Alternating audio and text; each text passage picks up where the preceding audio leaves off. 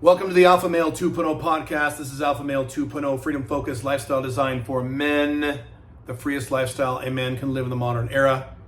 This is one of the most important podcasts I have ever recorded, and you know I don't say that very often. This is a core concept that if you get this, it will change your entire life. And the reason I know that for a fact is because it changed my entire life, and I've worked with many people where it changed their entire lives. It is a difficult concept to grasp emotionally. Conceptually, it's very easy. Emotionally, it's very difficult. I'm going to help you through that in this podcast as well. I have talked about this concept for many years in my blogs, my books. I have mentioned it many times. I'm going to do a deep dive on it right now and explain to you why it's reality. The reality is this. Here's the statement. Everything in your life is your fault. Everything, including the bad shit. It is your fault. It is not your ex-wife's fault. It is not your girlfriend's fault. It is not your dad's fault. It's not your mom's fault. It's not your roommate's fault. It's not your boss's fault. If you're a Trump supporter or right-winger, it is not feminists' fault. It is not socialists' fault. It's not woke people's fault. It's not Joe Biden's fault. It's not Hillary Clinton's fault. Not feminists' fault. None of that shit. If you're a left-winger, it is not Trump's fault. It is not Republicans' fault. It's not billionaires' fault. It's not rich people's fault. Whatever grouping you don't like, whatever person or group of people you think are all the cause of all your fucking problems, you are wrong. It's not bankers' fault. Okay? You racists, it's not this race or this religion or that. No. All your problems are one person's fucking fault, and that is your fault. Now, before I describe why this is the case, I have to address something called using the exception to the rule as your argument.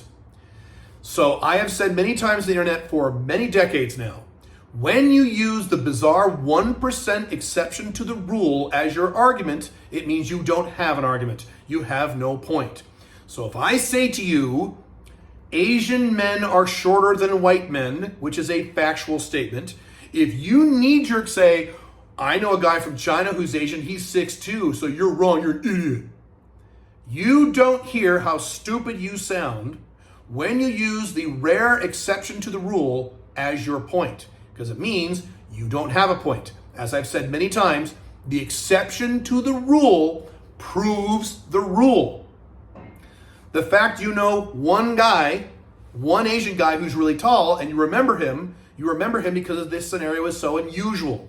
What percentage of Asian men are much taller than most white men? And there you go. When I talk about when I talk about traditional monogamous marriage not working, how the divorce rate is sky high, and the people who stay married, they're cheating, which means it's not monogamous, or at least one of them's cheating. And I go all these examples about how long-term monogamy doesn't work and long-term traditional monogamous marriage doesn't work. I will get, invariably, some guy says, well, I know a guy who's been married 22 years, and he's really happy with his wife. They're having a great marriage, and they're monogamous. So you're wrong. Fuck you. You just proved my point. You know one guy. Of the 100, 200 married couples you've ever known, you can think of one who've made it work. And then you say, well, okay, God damn it, okay. I know 2 or 3 other people who made it work. Okay, you still proved my point. Of the 140 married couples you've known, you can name 2 or 3 who've made it work. It's the exception, it's the statistical exception to the rule. The reason you come up with these so quickly is because they're so exceptional. The reason they stick out in your memory as this one guy you know with a great monogamous marriage in the Western world that's lasted 20 plus years and is great. The reason you can remember that so quickly is because it's so unusual. So whenever I say anything and your knee-jerk response is some stupid thing about some 1% scenario or 2%, maybe 3 or 4%, you're being irrational. So when I say everything in your life is your fault, what people on the internet and in real life, and I've said this in real life a few times, invariably do is they pull these crazy scenarios out of their butts and they throw them at me as the exception rule, thinking they have a point. So I've had people say things like, I'll say everything in your life is your fault.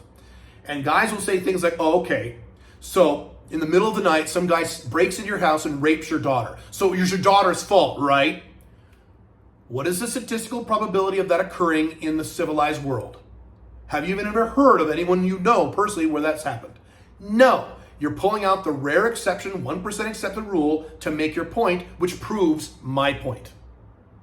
I once said this to someone, and I said, everything in your life is your fault. And this person immediately, this is real life now, this person immediately said, so little kids who get cancer, that's their fault? How many little kids, of all the little kids you've ever known, including when you were a little kid, got cancer? Fraction of 1%. Thank you for proving my point. So just be aware that if I say everything is your fault, everything in your life is your fault, if your immediate knee-jerk emotional reaction is to type a comment or send me an email about, well, what about this? And it's this fraction of a percent or 1 or 2% accepts the rule, you just proved my point. Number one. Number two, that is also a signal to you that you're being irrational. You're not being rational when you make these kinds of statements. A few years back, I was talking to a guy, lazy guy, who wanted to make a lot of money, but he was lazy. And we talked about making $10 million. I don't remember what the conversation was, the context. But I said to him, you'll never make $10 million sitting home all day watching Netflix and smoking weed, which is what he did all day. And he said to me, and he was serious when he said this, he was not making a joke. Well, what if I win the lottery? What is the statistical probability that this person is going to win the lottery, even if he buys lottery tickets on a regular basis? Fraction of 1%. Not win the lottery, win 10 million lottery. Okay? So just be aware of this. By the way, if you want a fun experiment, if you follow me on any of the channels I have where most of the audience is a cold audience that doesn't know me, like Instagram or TikTok, sometimes I'll say this in my little short form videos, everything in your life is your fault.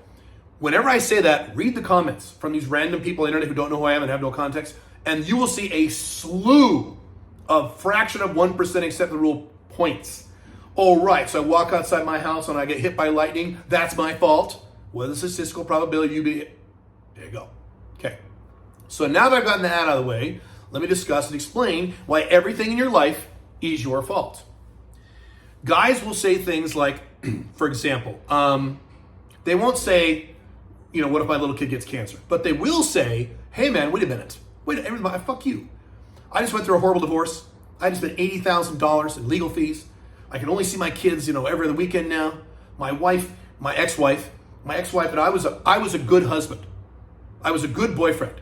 I took care of her. I was nice. I wasn't perfect, but I was nice. I was pleasant. I never hit her. Never got drunk. I never cheated. I was honest and loyal. I gave her all this money. I gave her all the support. And she cheated on me and fucked my best friend. Or she did drugs in front of my kids. Or she took money out of my account and stole a bunch of money from me.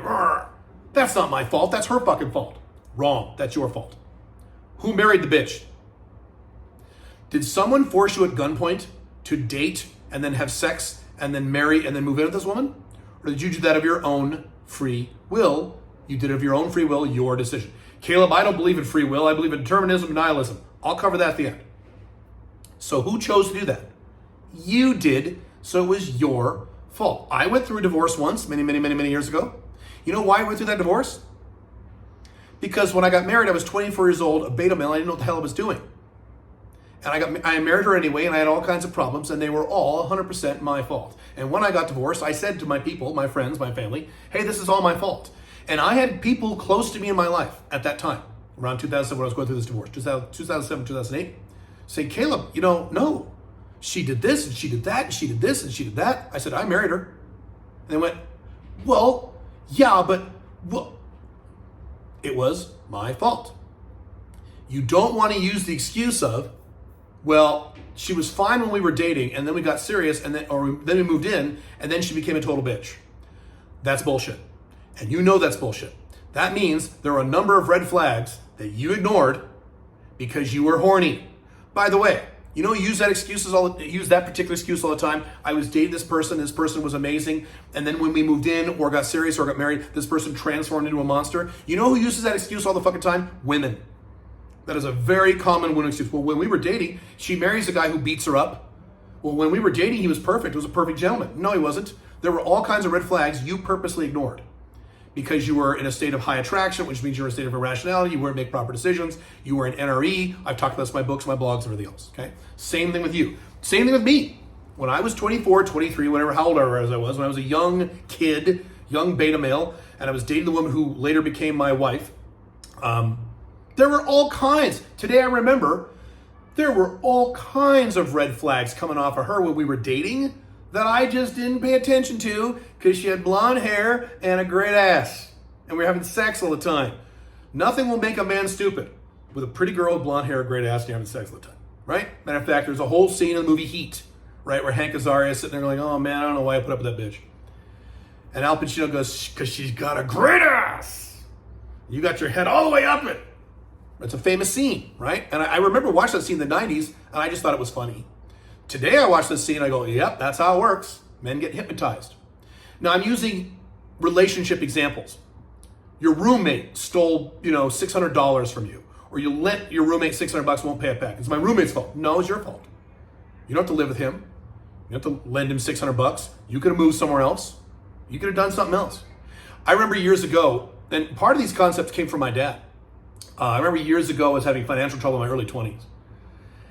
And I couldn't pay my bills for a little while. I was bitching about my dad, I can't pay my bills, it's bullshit. He's like, that's your fault. I said, that's not my fault.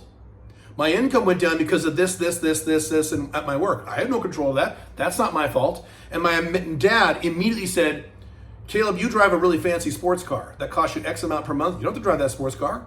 If you weren't having that car payment, much lower, you'd be fine. And I went, fuck, he's right.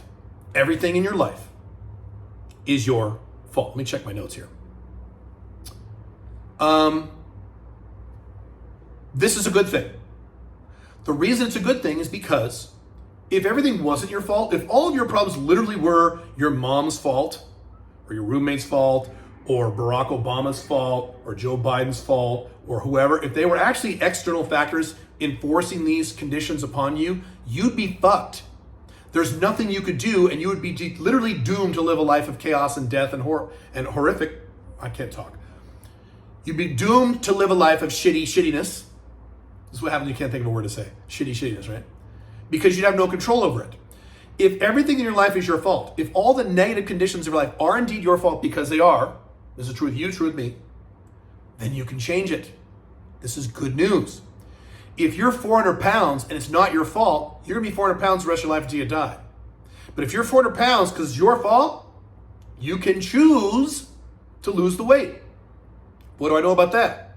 Lost a lot of weight over the years, and it's been hard. But I chose. I didn't say, well, this is the way I am. This is my genetics. I guess I'm fucked. No, this is exactly, my weight is 100% my fault. Your weight is 100% your fault. Your income is 100% your fault. No, it's not your boss's fault. Well, my boss will give me a raise. Dumb fuck, you could quit that job, get a different job. Even better, you could start your own Alpha 2.0 business side and make a lot more in your job on less hours. You could choose to do this, but you choose not to, so your income is your fault. My income is my fault. By the way, this is good stuff too. If you have a condition that's good, that's also your fault. Good job. You did that. Barack Obama's wrong. So Barack Obama said you didn't do that? No, it's your fault. The good stuff and the bad stuff. Your woman life is your fault. If you haven't had sex in a year and a half, guess whose fault that is? It's your fault. I talk to guys, not so much these days because I do less coaching now, but back in the day I used to do a lot of coaching, a lot of one-on-ones and group coaching. I'd hear guys give me all this red pill bullshit about how they haven't had sex in a year and a half or haven't had sex in 2 years, or they're still a virgin and they're 28 years old because of women. No, it's not because of women, it's because of you. It's not women's fault, it's your fucking fault. You could choose to do the things necessary to get laid. I teach an entire system at Alpha Male 2.0 called the Black Dragon Dating Model. It works great. There are many other systems besides mine that work very, very, very well. You could choose to have sex, or those of you who haven't had sex without paying for it your whole life. There's a percentage of men on the internet, they get laid occasionally, but it's always because they have to pay somebody, a hooker or sugar babe, what have you. That's also not good. If 100% of your sex is coming from things you have to pay, you can choose to do things necessary to have normal sex like a normal adult. But you choose not to. Your relationship life is your fault. If you're currently married with a girlfriend and it's a mess and it's a problem and it's drama and chaos, it's not her fault. It's your fault. If you currently have a relationship and it's great, it's your fault. Good job. Keep it up. Don't get complacent. That's what men do. Okay?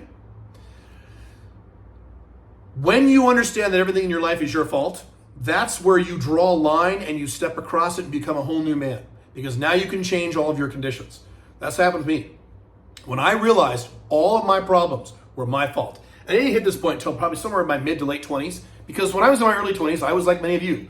Oh, my income's not my fault, and my weight's not my fault, and I'm not getting laid. That's not my fault. Women are bitches. I was the typical angry young guy angsty young guy, until I realized, wait a minute, all these conditions are 100% my fault. They're not someone else's fault, which means I can change them, and I changed all of them.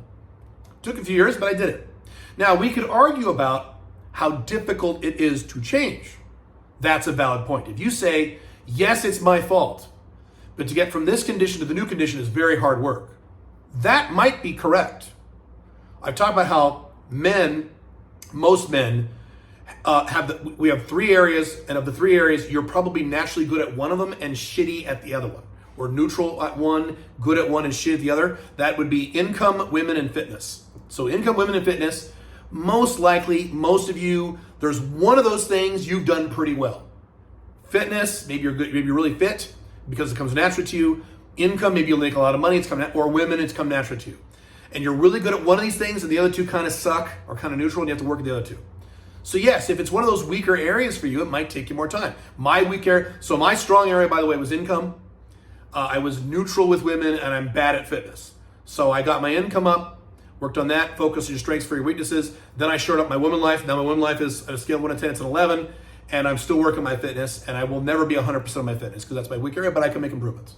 So yes, it took me and has taken me longer to get results in my fitness life than it did in my woman life or my business life. That's true.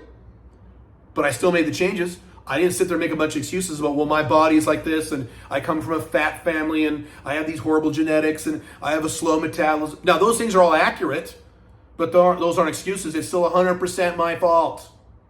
My weight on the scale, my body fat percent is 100% my fault, and so is yours. Now, maybe your weight is fine, but maybe you're not getting laid. Or maybe you are getting laid, but you're not making any money. You hate your life, you hate your job. 100% your fault. And that's a good thing because now you can change it.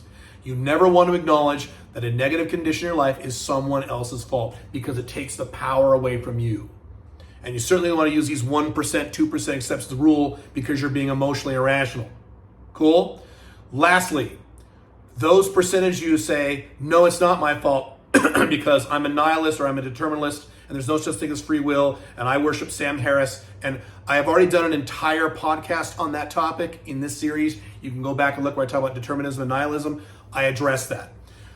The summary, or at least the summary as it relates to this point is, we're playing a video game here, and what you don't do is play a MMO, like let's say you're playing Fortnite. You're playing Fortnite, all right? What's the current new fucking MMO right now? Fortnite? I don't know. I'm too old. I don't play games because I'm too busy working. You're playing MMO, you're playing Fortnite. You're part of a team trying to kill the other team, right? And you stand there in the middle of the city and you start texting or chatting with your teammates and saying, this is all bullshit. We're not really here. This is a bunch of ones and zeros. This is all BS. And then you get killed and your entire team gets wiped out and now everybody hates you. You're missing the entire point of playing the game. The entire point of playing it is entertainment and to win the game, otherwise you don't fucking play. In case of determinism and nihilism, you can say a word I'm not allowed to say on YouTube, but you get my point. It doesn't matter if we have free will or not. This is the game you're playing. Play the game or don't. You know what don't means? I'm not going to say what that means. Self-end. If you're not going to self-end, then guess what? You play this game. Everything in your life is your fault in this game. Whether or not that's technically true at the molecular, cellular level is completely irrelevant to your day-to-day life. You can choose to change. And a lot of people have. And a lot of you have. It's awesome. Just remember this. Everything in your life is your fault. So the next time you bitch and moan about something, guess what? Guess whose fucking fault it is? Especially you bitch and moan about someone else external, an external person or an external entity. It's their fault. They did this to me. No, they didn't. You chose to bring that person in your life. You chose to make that person a factor. One last thing. Well, Caleb, I didn't choose. I live in the United States. I didn't vote for Joe Biden. I didn't choose all these woke people controlling everything. You know what you can choose? You can fucking leave the United States, which is what I did. That's why Joe Biden's wokeism doesn't bother me. I live in Dubai. We don't have wokeism there. I'm in Mexico right now. They have a little of that, not much. You can choose to make these problems irrelevant to your life. You can choose. There are no exceptions. Everything in your life is your fault.